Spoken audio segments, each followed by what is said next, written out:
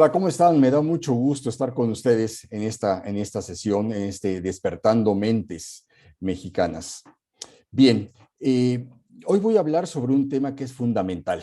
Es fundamental porque el tema de educación se ha convertido en un parámetro de medición de cómo podemos transformarnos.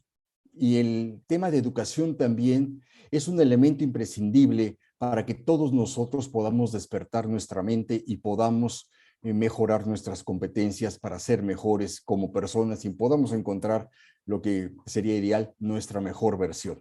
Y quiero hacer un entorno muy rápido, un contexto de cómo se está generando este proceso de transformación.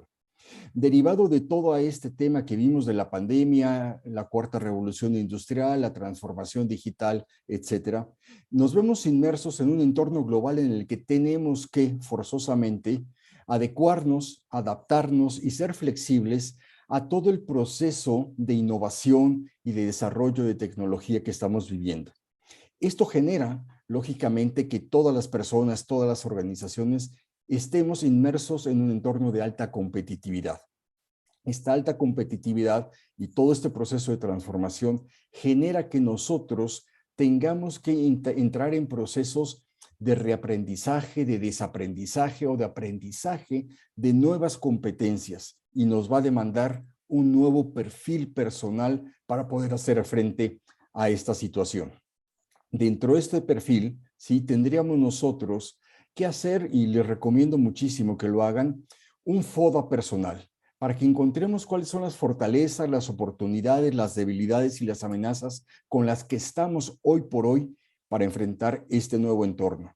Y en función de eso, entonces determinar hacia dónde tenemos que encaminarnos y dónde tenemos que mejorar. Por tanto, entonces, ¿qué aprendizajes tenemos que tomar y qué tendríamos nosotros que fortalecer de esas debilidades que tenemos, de esas amenazas y esos riesgos que tenemos, pues de finalmente, y como está sucediendo para muchos, de perder un trabajo, de quedar en desventaja competitiva contra otros que sí tienen mejores competencias de nosotros, que tienen otras habilidades que nosotros no hemos desarrollado, etcétera.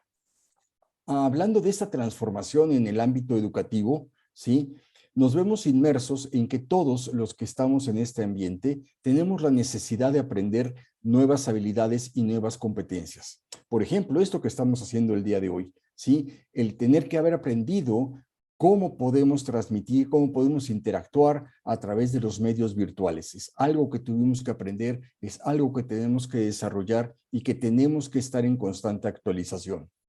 Por tanto, el cambio del rol del educador netamente de transmitir conocimientos, ¿sí? Nos tiene que mover hacia un esquema de facilitadores del desarrollo de habilidades, básicamente lo que se conocen como habilidades blandas. ¿Y por qué esto? Porque finalmente tú y yo lo sabemos que si necesitamos alguna información técnica de conocimiento duro, vamos a decir, pues nos metemos al internet y lo podemos encontrar.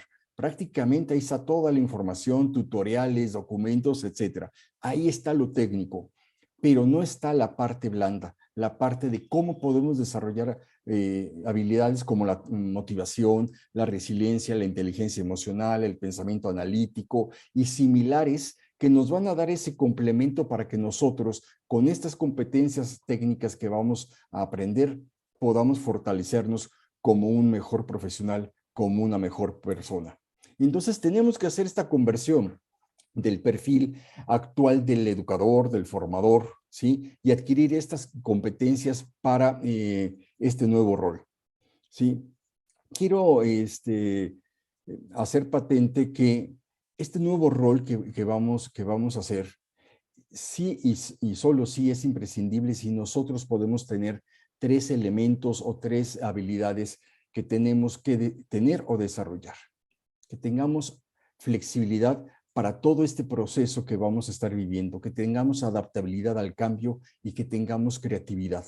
Porque sin estos tres elementos o habilidades, va a ser muy complejo que nosotros nos podamos desarrollar en nuestro nuevo entorno que está siendo cada vez más volátil, más incierto, más complejo y más ambiguo.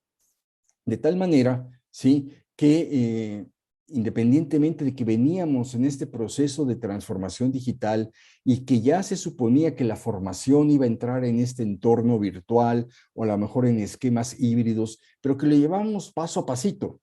Pero no contábamos y no teníamos en nuestro mapa conceptual la pandemia. Esta pandemia, ¿sí?, que hizo que realmente aceleráramos mucho todos estos procesos de automatización, de digitalización, de virtualización, y que también generó un proceso muy importante hacia el ámbito educativo, puesto que prácticamente se cerraron los centros educativos prácticamente en todo el mundo, se interrumpió la educación de aproximadamente 1 millón o 1.600 millones de estudiantes en su momento más fuerte de la pandemia.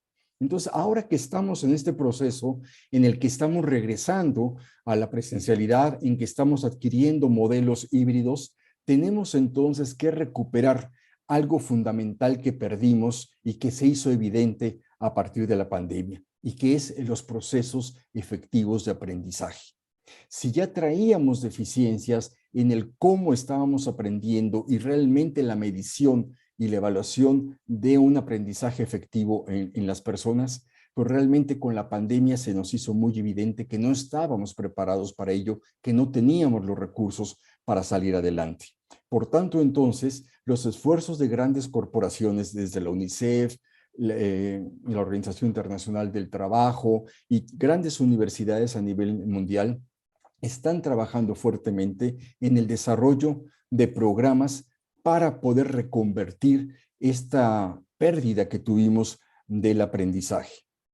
Ya en un estudio de la Organización de Estados Americanos que habló estrictamente sobre el COVID, pero muy particularmente entre los efectos que tuvo en la educación iberoamericana el COVID, a partir de un año, le estoy hablando que este estudio fue en el 2021, prácticamente vamos a cumplir un año de este estudio que está en proceso de actualización, se dijo y se llegó a la conclusión de que serían necesarios 11 años para recuperar el aprendizaje perdido debido al impacto de la pandemia en Iberoamérica.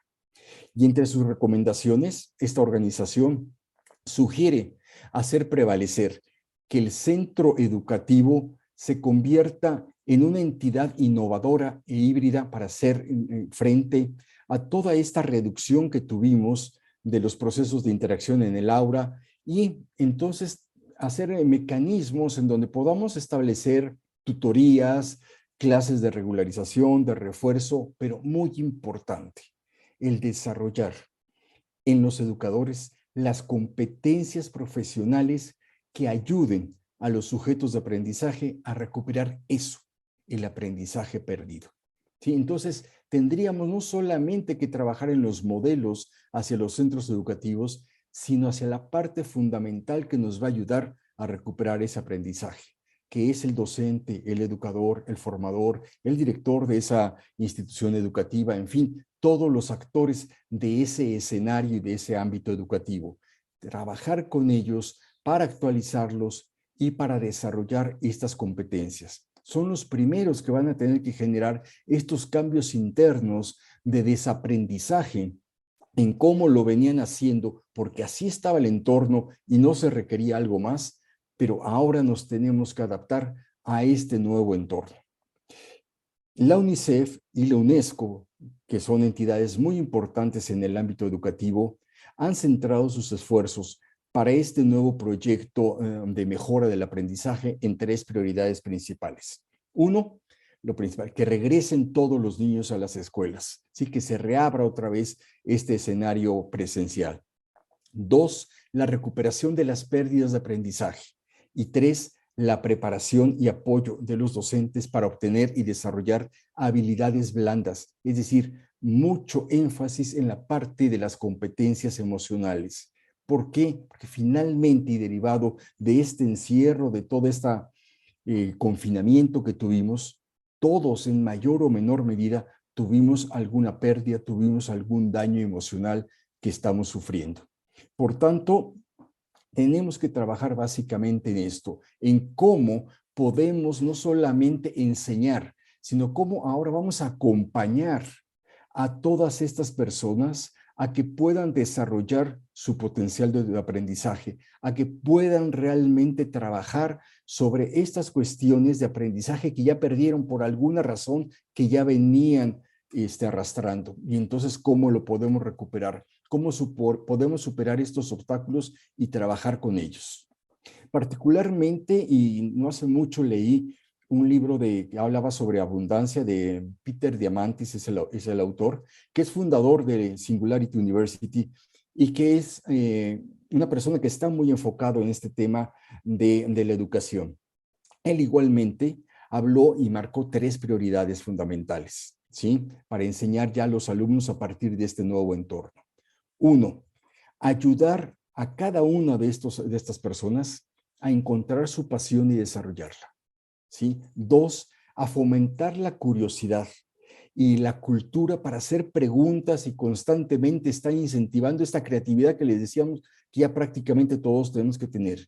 Es decir, estamos entonces en un proceso en el cual tendríamos que desarrollar ese pensamiento analítico, ya olvidarnos de ese modelo de aprendernos las cosas de memoria para entonces sacar una nota de evaluación, sino ahora realmente trabajar bajo esquemas en donde podamos desarrollar las habilidades de cada una de las personas y que desde pequeños estén perfectamente enfocados a que logren satisfacer sus necesidades de intelecto y pues realmente se puedan desarrollar y se puedan, pues vamos a decir, realizar como personas, que muchas veces es lo que queremos hacer. Por último, sí, nos habla el autor que habla que hacer un poco de la preparación y de la tolerancia al fracaso a las personas, ¿verdad? Porque precisamente los vamos a enseñar en este proceso de salir adelante, de cómo emprender nuevas cosas, de cómo ser curiosos, de cómo investigar, cómo preguntar. Y también, pues tendremos que saber que vivimos en un mundo que es muy cambiante y donde va a haber una diversidad tremenda, ¿sí?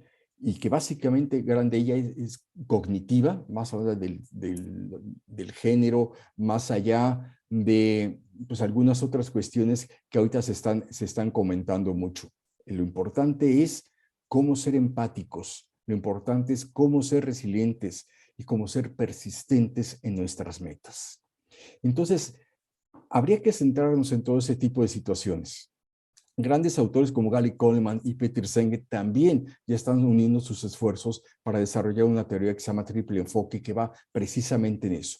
¿Cómo combinamos la inteligencia emocional con el pensamiento sistémico para lograr que realmente las personas puedan convivir en un entorno social que realmente sea complementario para todos? Entonces, por ahí va todo este tema. Entonces, podemos concluir que en vez de preocuparnos ya en qué vamos a enseñar, habrá que ocuparnos más bien en qué y cómo van a aprender todos los sujetos de aprendizaje, en cómo detectar realmente ese talento y esas habilidades que tenemos y cómo las vamos a desarrollar para que realmente lo puedan aprender. Y también alguno de los beneficios que nos dejó esta cuestión de la pandemia y virtualizarnos tanto es que nos abrió ya prácticamente el panorama para que tengamos todas las opciones de cómo podemos aprender. Aquel que sí quiere ir a un aula, que sí quiere estar de manera presencial, que sí quiere tener a un formador, un instructor enfrente de él, aquel que dice, no, yo soy auditivo, ¿sí? Y yo quiero escuchar y yo quiero tener podcast y yo quiero audiolibros, o aquel que dice, yo soy visual, yo lo quiero ver en un webinar, yo quiero meterme en una plataforma y yo avanzar a mi propio ritmo, y aquellos que lo puedan hacer de manera híbrida, hoy lo hago aquí, hoy lo hago aquí, o modelos en donde se estén conformando de esta manera, que son los modelos que ahorita están con una tendencia para ser más exitosos, aquellos modelos híbridos en donde podamos tener esa alternativa de trabajar en línea, de poder trabajar un poquito lo que se llama el concepto de aula invertida.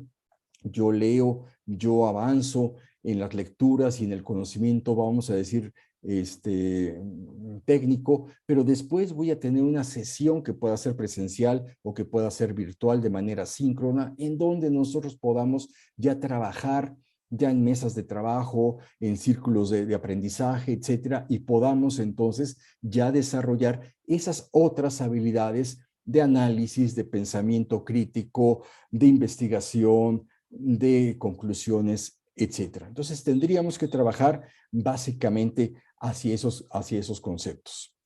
Entonces, ¿cómo podemos realmente poder acompañar a estas personas? Nosotros como formadores, como coaches, como consultores, ¿cómo podemos hacerlo?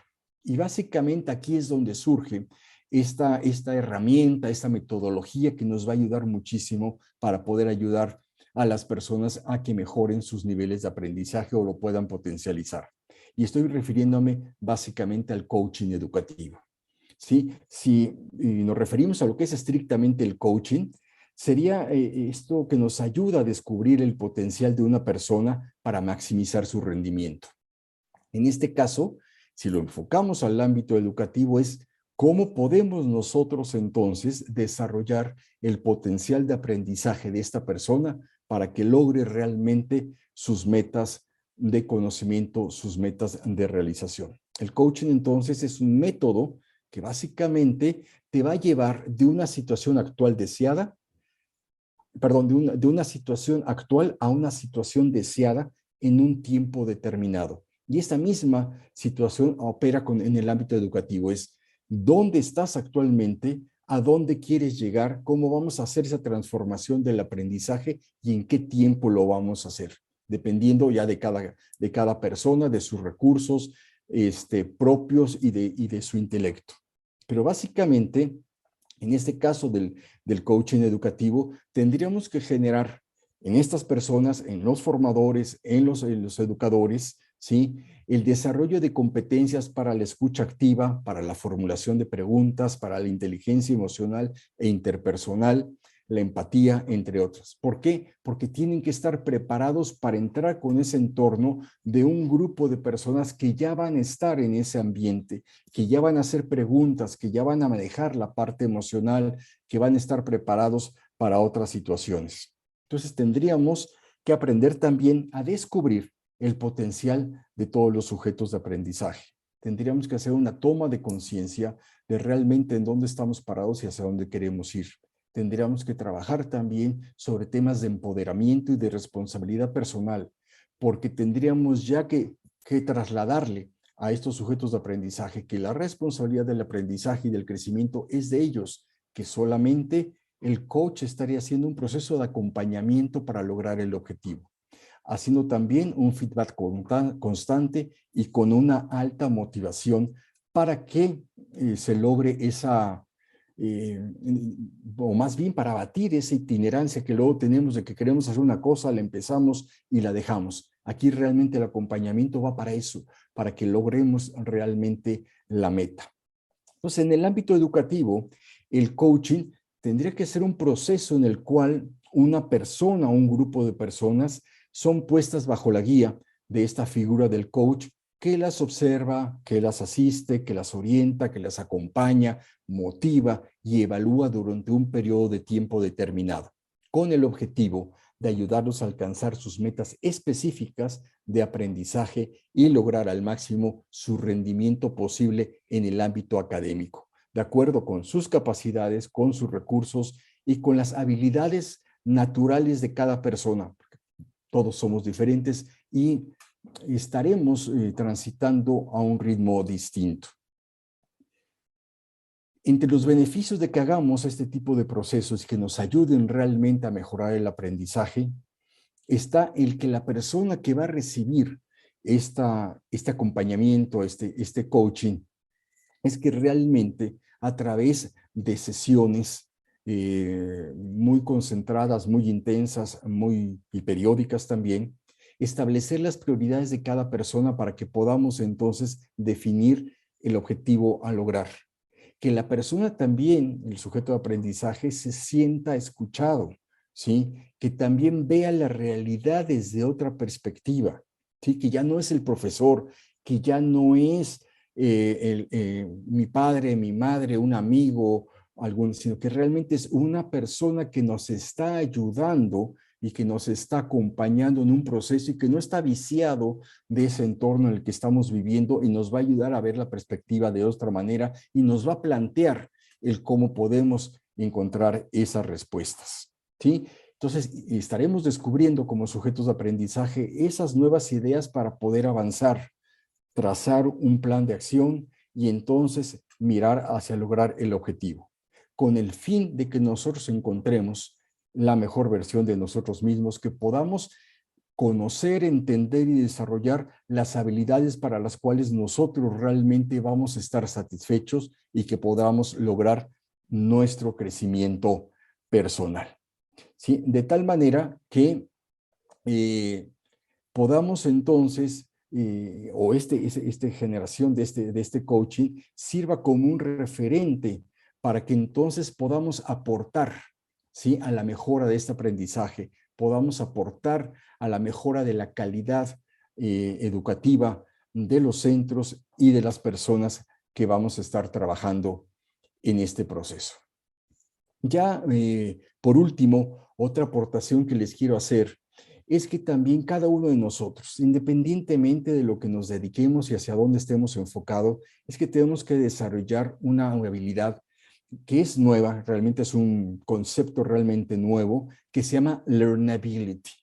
Este concepto de learnability es, lo podríamos definir porque finalmente no hay una traducción literal, pero lo podríamos definir como esa curiosidad y esa capacidad de aprender nuevas habilidades para mantenernos empleables en un mundo que estamos viviendo de constante cambio, en donde tenemos que estar en constante formación y aprendizaje continuo. Tendríamos que estar mirando cómo siempre vamos a mantenernos empleables, cómo vamos a ser más productivos. Concepto, ¿sí?, este de learnability, que está plenamente justificado ante este inexorable cambio de los métodos de trabajo, de las formas de interacción y de la aparición de nuevas herramientas y procesos tecnológicos. Hasta aquí queda mi participación y espero que todos estos conceptos te hayan sido de utilidad y que puedan ser de base para que tú puedas obtener la mejor versión de ti mismo. Que estés muy bien. Me dio mucho gusto estar contigo.